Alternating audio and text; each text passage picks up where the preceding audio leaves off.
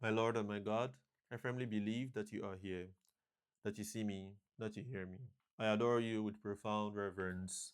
I ask your pardon for my sins and grace to make this time of prayer fruitful. My Immaculate Mother, Saint Joseph, my Father and Lord, my guardian angel, intercede for me. Today we celebrate Saint Jane Frances de Chantal. Permit me to say my earliest knowledge of this name like that came from a classmate of mine back then in primary school had that name. But more recently, I discovered the saints. A friend I met recently, who from a neighboring country, West Africa, during an international conference that was hosted by the university where I work, hadn't heard about Saint Josemaria Escrivá. He admitted that over there they are more familiar with francophone saints, Saint John Vianney. I hope he knows Saint John Francis Chantal, and I like so much what she has to offer. I'm also following the advice the Holy Father gave to us this Sunday that just passed, 9th August 2026, where he said, "To all of you young men and women who are listening to me, I would like to remind you that in these days, the liturgical calendar offers us some wonderful examples of holy men and women, whom I invite you to get to know them better. St. Dominic, St. Lawrence, St. Teresa Benedict of the Cross, St. Clare of Assisi. Pope Leo stopped at 11th of August. Tomorrow, St. Pontian and Hippolytus, and then 14th, St. Maximilian Kolbe, before the Assumption of the Blessed Virgin Mary." And the Pope ends, "Dear young people, allow yourselves to be inspired by these exemplary witnesses to the gospel." Jesus, in your presence, why don't we pay attention to this reflection of your gospel, of the good news that you are? St. John Francis has a lot to offer us. It's good to read up her story, but I don't know, I can say something, just traces of her life. An extraordinary woman indeed, with natural qualities, and combined with her supernatural qualities, she made a fantastic saint, exceptionally gifted. She had a crystal clear intelligence, an extraordinary gift for dealing with people, a pleasing presence, a physical beauty, a generous heart. And upon all this foundation, supernatural grace is descended in abundance, which she corresponded to very, very well. It's someone really to admire, someone really to learn from, to listen to. She didn't find it easy growing up because she lost her mother at early age. Then the father tried his best, but he went through extremely trying circumstances. The father was a politician, head of the parliament.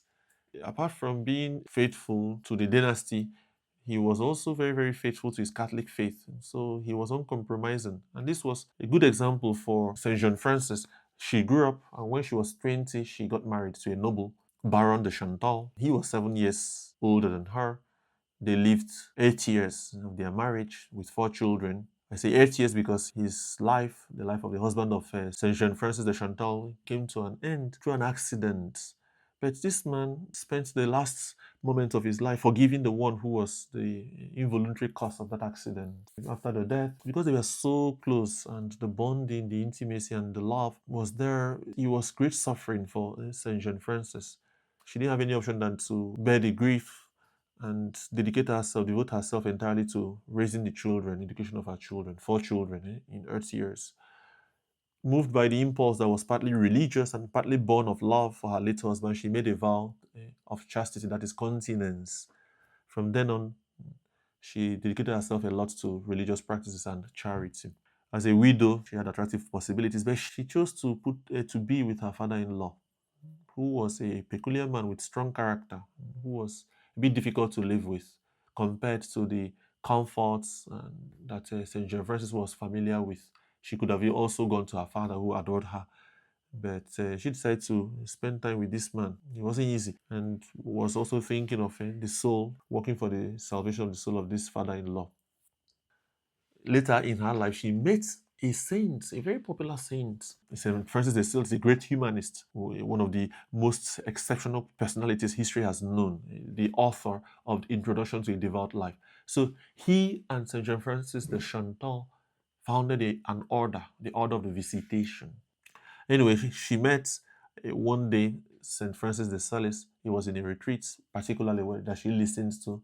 She attended, preached by this Bishop of Genova, St. Francis de Sales. They struck up agreement to relate on spiritual direction terms. It took time, but eventually, when they started talking, St. Francis de Sales exposed a plan that he had been nursing and St. John Francis agreed to cooperate in that plan. And he was to set up a religious order that was based on simplicity of life and charity, aiming at dying to one's own will and spending one's life doing God's will. Rather than pursuing penances that entail breaking of the body, breaking of this self-love will, one's own will. So it was with a lot of enthusiasm, they attracted a lot of vocations, and it was a rapid growth. A lot of monasteries were set up, or convents were set up. St. Francis de Sales passed away. St. John Francis took over, and she spent herself, just like St. Teresa of Avila, consolidating the order. And they did a lot of good for the church. Later, she was at her passing, about 83 monasteries, convents had been founded. Well, she left a lot of legacy for her children, for her daughters, in her life and in her books, in her works. We can listen to her a bit because her words ring out today in the liturgy of the church, the divine office. And I see this is what caught my attention, what she was speaking about. And it was a candid conversation with her, say, spiritual daughters in that order. My dear daughters, many of our holy fathers in the faith, men who were pillars of the church, did not die martyrs. Why do you think this was? Then they started proffering answers. It was a question she put to them. Well, I myself think it was because there's another martyrdom. And then she names it the martyrdom of love. And God keeps his own who work for him in this martyrdom. And eventually they end up being both martyrs and confessors. Martyrs because martyr means witness. We say the saints are witnesses to the gospel. So they are both martyrs and confessors, those ones who didn't shed their blood for Christ, but lived all their life, dying to themselves, living for God. And then she said, you people are meant for this, meant to be martyrs of this kind. But it's not just for them, all of us are invited. By the favor of God, some of them more fortunate than others in that their desire has been granted, will actually suffer such a martyrdom. So they start asking her, what form does it take? She said, yield yourself to God and you'll find out. Divine love takes its source to the hidden recesses of our inmost soul and divides us from ourselves.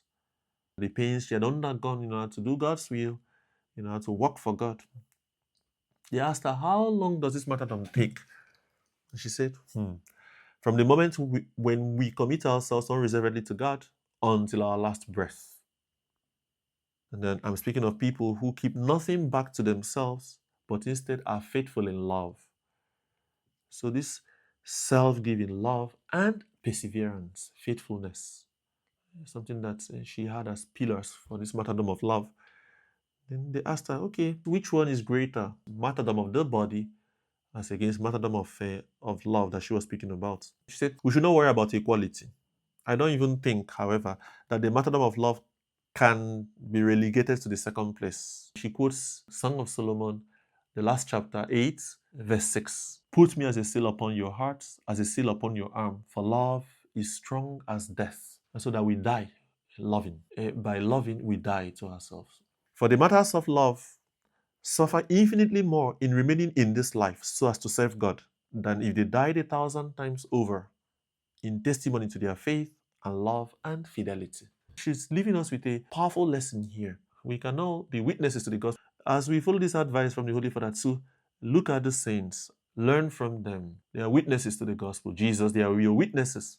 We too can be witnesses. We can be martyrs, martyrs of love. So, in practical terms, what can we do? Like the saints, first of all, we go to the intercession of St. John Francis de Chantal to help us to be witnesses, to die for love. In practical terms, let's say a young person who decides, makes up his mind, her mind, not to be a victim of mood. Today is Monday, okay, I feel this way. Is afternoon, I feel that way. Making up one's mind to be consistent with concrete acts of self-denial and charity. to serve at home, get up and help, give a hand, resist sins that come from peer pressure.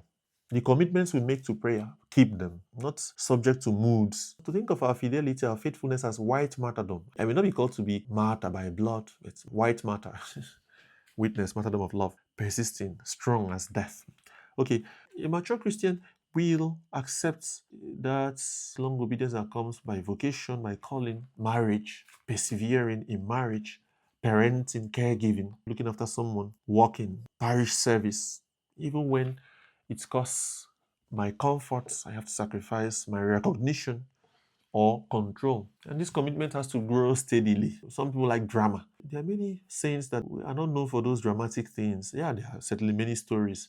Like St. Lawrence, his was a dramatic end. Many are called to love God steadily in life. And God does not force the will. And he's not meant for mediocres. She was speaking of people who are ready to give themselves unreservedly to God, to commit themselves, in matter of love. It makes us die because we do things out of love, not out of seeking ourselves, because we go after the one that we love, especially God. Love divides us from ourselves. Therefore, losing ourselves, we know someone, the Blessed Virgin Mary is a model just after you, Jesus. We can also go to her because these words can be applied to her. And the Order of the Visitation, founded by St. John Francis de Chantal, certainly Visitation, you, Mary, how you left and went to look after Elizabeth. Teach us to be martyrs of love like St. John Francis de Chantal, who intercedes for us today. I thank you, my God, for the good resolutions, affections, and inspirations which you have communicated to me in this meditation. I ask your help to put them into effect. My Immaculate Mother, Saint Joseph, my Father and Lord, my guardian angel, intercede for me.